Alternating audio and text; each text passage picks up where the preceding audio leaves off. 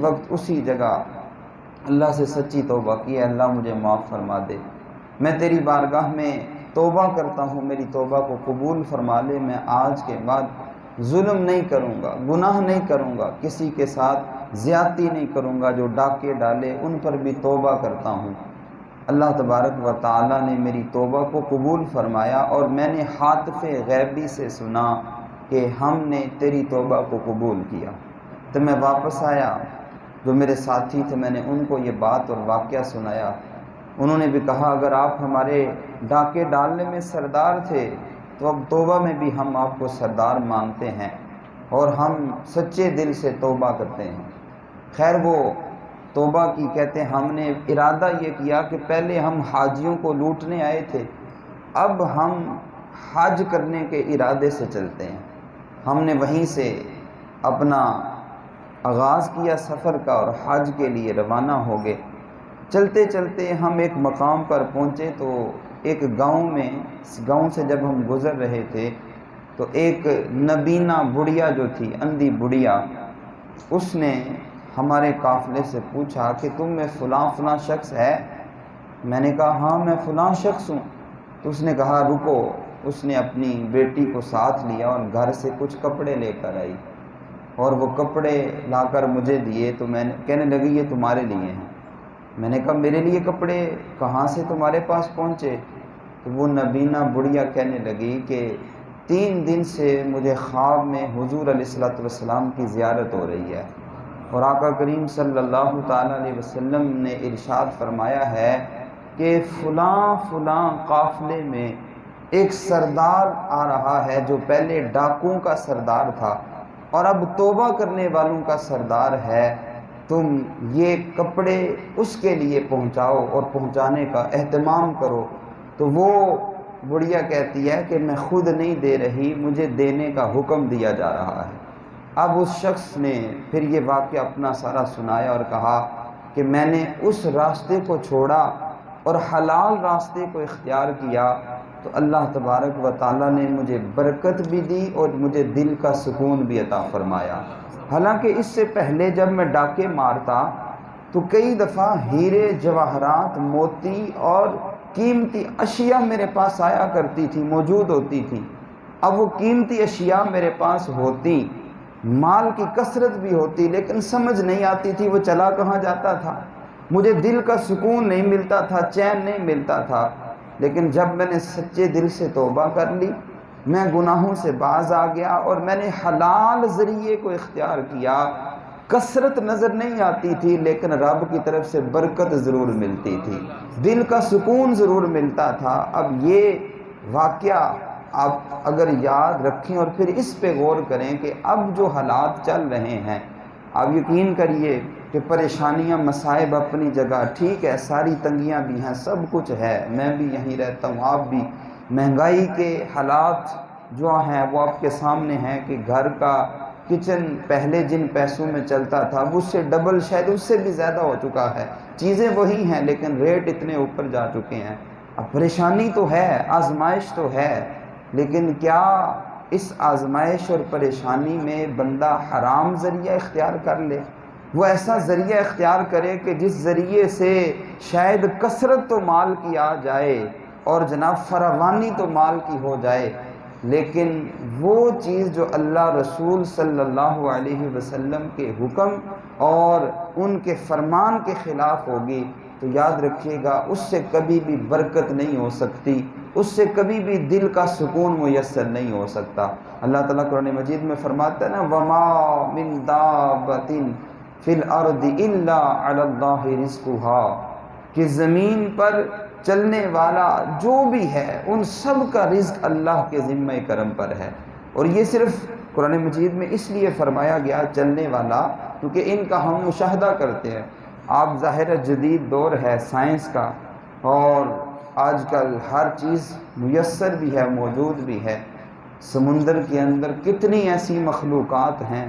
جن کا روزانہ اتنا زیادہ کھانا ہوتا ہے، مچھلیاں ایسی ہیں ٹنوں کے حساب سے جو گوشت کھاتی ہیں، لیکن وہ رب ایسا ہے کہ ان کا رزق ان کو وہاں پہ بھی فراہم کرتا ہے، وہ ان کو بھی رزق وہاں پر دیتا ہے۔ اور پھر اگر بندہ غریب ہو نا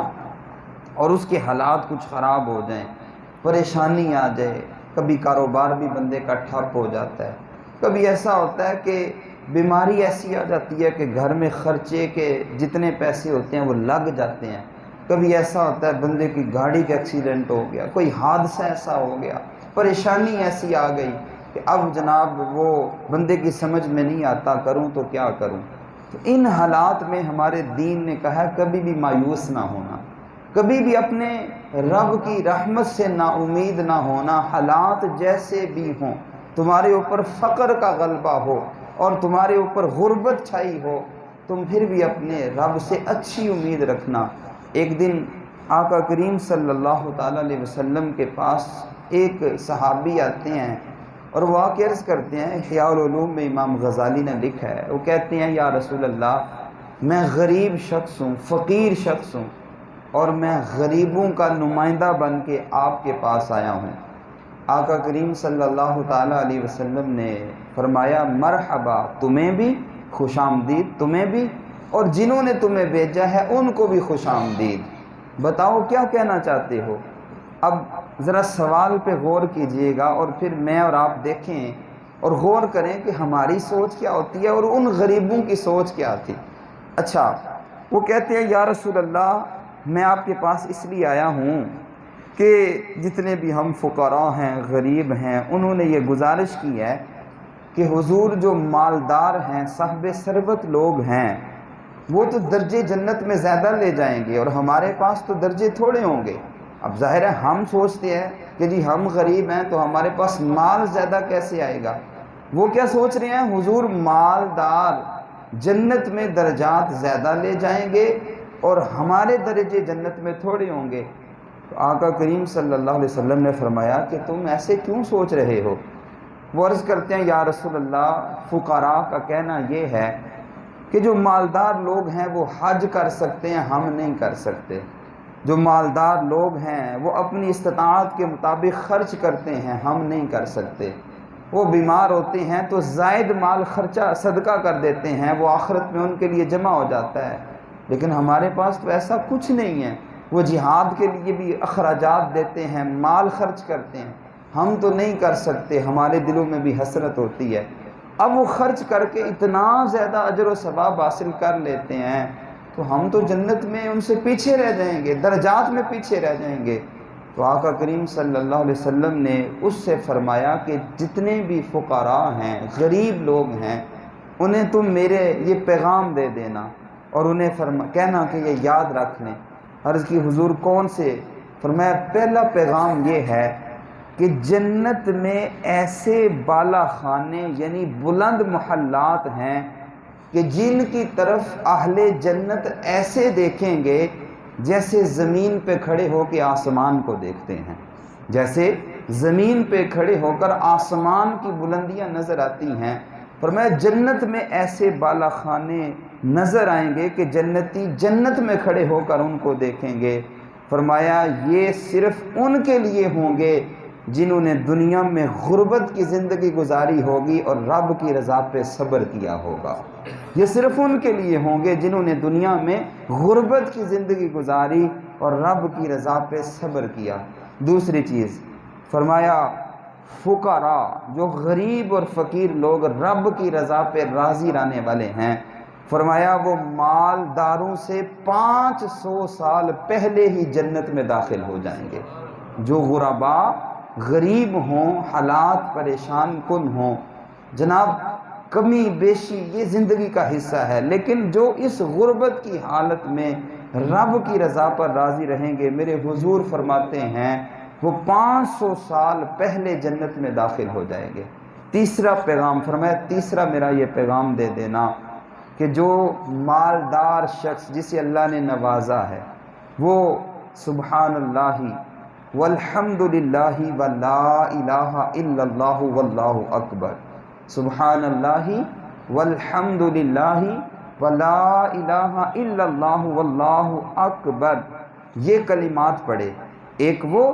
جو مالدار ہے، اور فرمایا دوسرا وہ جو غریب ہے جس کے پاس پیسہ نہیں ہے، وہ بھی یہی کلمات پڑھے، سبحان اللہ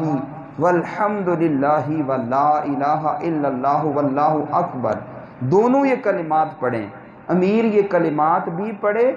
10,000 درہم سونے کے جو سکے ہوتے ہیں 10,000 درہم وہ خیرات بھی کرے، تو جو ثواب اللہ غریب کو عطا فرماتا ہے وہ اس مالدار کو عطا نہیں فرماتا۔ فرمایا جاؤ جا کر ان فقیروں کو میرا یہ پیغام دے دو، دنیا میں تم محروم ضرور ہو لیکن آخرت میں اللہ تمہیں بڑا نوازے گا۔ یہ حضور علیہ الصلوۃ والسلام کے فرامین اور حضور علیہ الصلوۃ والسلام کا یہ جو پیغام ہے یہ ہر فقیر کے لیے ہے قیامت تک کے لیے، کہ جو بھی غریب شخص ہے جس کے حالات کٹھن ہو جائیں، مجبوریاں ایسی آ جائیں کہ جس کی وجہ سے پریشانیوں کا اسے سامنا کرنا پڑے، لیکن شرط یہ ہے کہ وہ اپنے رب کی رضا پہ راضی رہے اور